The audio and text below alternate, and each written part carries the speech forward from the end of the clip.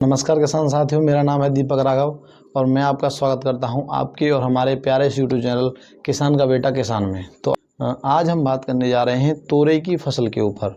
जो तोरई की फसल है उसको हम 6 से 7 पॉइंट में पूरी अच्छी तरह से आपको समझाने की पूरी कोशिश करेंगे, इसलिए आप वीडियो में अंत तक ज़रूर बने रहें।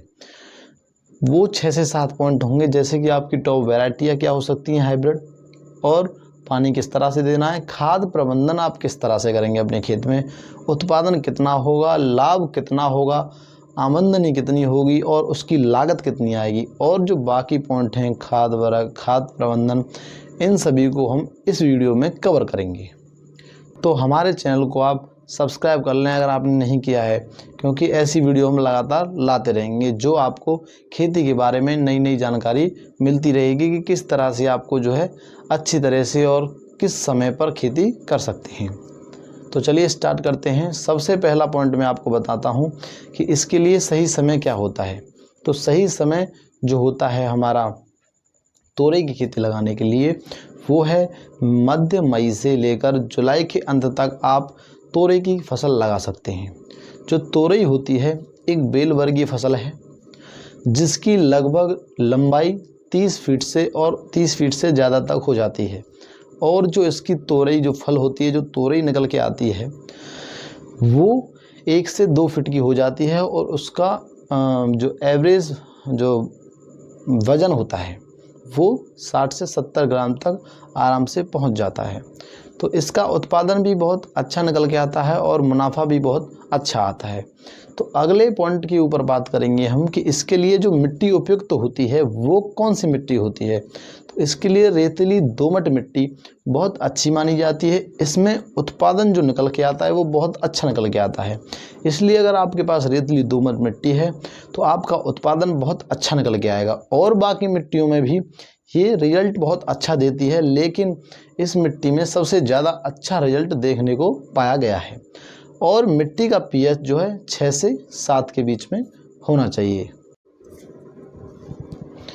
तो अब हम नेक्स्ट पॉइंट पर बात करते हैं कि हमें इसके लिए किस चीज़ की तैयारी करनी होगी। तो 2 तरह की आपको इस तोरई की फसल के लिए तैयारी करनी होगी। पहला नंबर खेत की तैयारी और दूसरा नंबर आपको नर्सरी की तैयारी। तो खेत की तैयारी करने के लिए सबसे पहले आपको देसी सड़ा हुआ गोबर का खाद चाहिए, जिसे आप अपने खेत में डाल दें और अच्छे से जुताई करवा कर उसे भुरभुरा बना लें, जिससे कि आप जो है का खेत तैयार हो जाएगा। अब मैं इसी में बात करता हूँ खाद प्रबंधन की। जो हमारा यूरिया और एसएसपी और एमओ की आवश्यकता होती है, एमओपी की आवश्यकता होती है, वो होती है यूरिया की 90 किलो, एसएसपी की 125 किलो और एमओपी की 35 किलो। अब जब हम इसकी जुताई करेंगे, जब हम इसकी खेत की तैयारी करेंगे, तो उसी में हमें खाद प्रबंधन का स्टार्टिंग कर देनी है, शुरुआत कर देनी है। तो 90 किलो यूरिया में से 1/3 यूरिया आपको जुताई के वक्त जब आप बोने से पहले उसमें डालें। जब आप प्लांट नर्सरी में से उसे प्लांट ट्रांसप्लांट करेंगे तब डालें। और बाकी जो 60 किलो यूरिया है वो 2 से 3 महीने बाद अपनी फसल में डाल दें। और जो 125 किलो एसएसपी है उसे आप तभी अपने खेत में डाल दें तब जब आप जुताई करें, और ऐसे ही 35 किलो एमओपी को भी डाल दें। तो इस तरह से आपका खेत भी तैयार हो जाएगा और खाद का प्रबंधन भी हो जाएगा कि किस तरह से आपको खाद जो है डालना है। अब हम बात करते हैं नर्सरी के ऊपर। तो नर्सरी के ऊपर जब हम बात करेंगे तो नर्सरी से हमें क्या मतलब समझते हैं, नर्सरी हमें किस तरह से तैयार करनी है। तो उसके लिए हमें जो है बीज की आवश्यकता होगी। तो बीज के बारे में हम बात करते हैं कि हमें बीज कहाँ से लाना चाहिए और कैसा लाना चाहिए, और हाइब्रिड वैरायटियाँ कौन सी हैं। तो सबसे पहले मैं आपको बता दूं कि आपको 2 किलो बीज की 1 एकड़ में आवश्यकता होती है, और जो आपका किसान विज्ञान केंद्र है वहाँ से आप अपने लोकल जो आपकी लोकल वैरायटी हैं जो अच्छा उत्पादन दे रही हैं, या अपने जो किसान भाई हैं उनसे आप इसके बारे में नॉलेज ले सकते हैं, और किसान विज्ञान केंद्र पर भी जाकर आप नॉलेज ये ले सकते हैं। या फिर जो आपकी हाइब्रिड वैरायटियाँ जो हमारे स्क्रीन पर चल रही हैं उनमें से आप कोई भी हाइब्रिड वैरायटी लेकर अपने खेत में लगा सकते हैं, ये भी अच्छा उत्पादन देती हैं।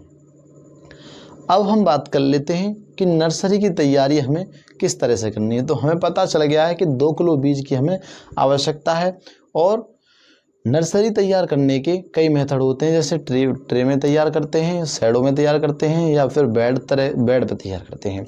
तो हम इसे बेड पर तैयार करेंगे तो बेड लेंगे हम और उस बेड पर ही सब जो है को हम देसी खाद डालकर अच्छे से उसमें मिक्सचर करके बेड बना लेंगे।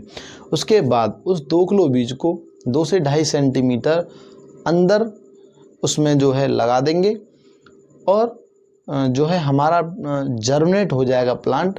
25 से 30 दिन में हमारी जो नर्सरी है वो तैयार हो जाएगी। जब हमारे नर्सरी के पौधे 4 से 5 पत्तों के हो जाएं तो आप इसे अपने खेत में लगा सकते हैं। मतलब कि ये जो नर्सरी है वो तैयार हो जाएगी आपके खेत में लगाने के लिए। अब हम बात करते हैं कि जो हमारी नर्सरी तैयार हुई है, अब हम इसे ट्रांसप्लांट करेंगे तो बोने की विधि क्या होती है। तो इसे आप या तो क्यारी विधि से बोएं या मेड़ विधि से। तो आपको ये क्यारी विधि से बोना है या फिर बांस विधि से बोना है। तो जब आप इसे क्यारियाँ बनाएंगे तो ऐसी छोटी टाइप की नालियाँ बनाएं जिसकी एक मेड़ से दूसरी मेड़ की दूरी 1 फीट के अप्रॉक्सीमेट होनी चाहिए और जो एक क्यारी है, एक नाली है, उससे दूसरी नाली की मतलब जो बीच में क्यारी बचेंगी वो जो क्यारी है उसकी चौड़ाई 3 मीटर होनी चाहिए। लगभग 10 से 12 फीट आप मान सकते हैं।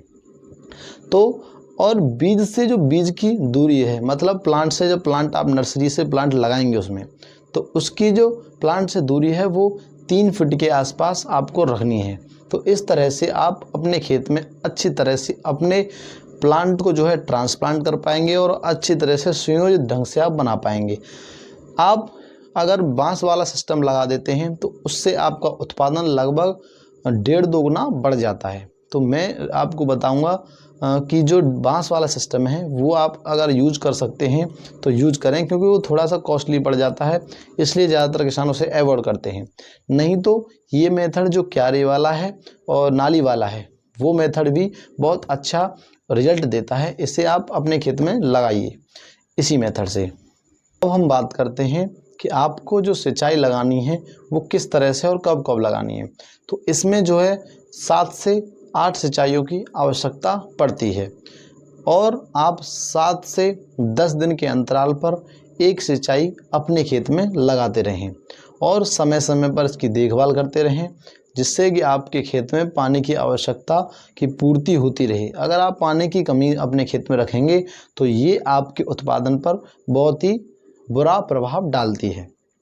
अब हम बात करते हैं कि हमारे 1 एकड़ में तोरई का कितना उत्पादन होता है, कितना मुनाफा होगा और कितनी हमें आमदनी होगी और कितनी लागत आती है 1 एकड़ तोरई लगाने पर।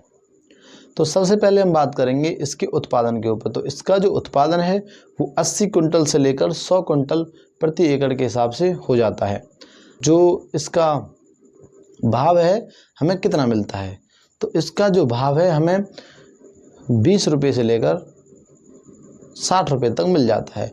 तो एवरेज मान लीजिए कि अगर आपको इसका भाव 30 रुपये किलो मिला और 90 कुंटल आपका इसमें उत्पादन हुआ, तो 90 का गुणा अगर 30 से करते हैं हम तो आपको 2,27,000 रुपये की आमदनी आप 1 एकड़ खेत से कर सकते हैं।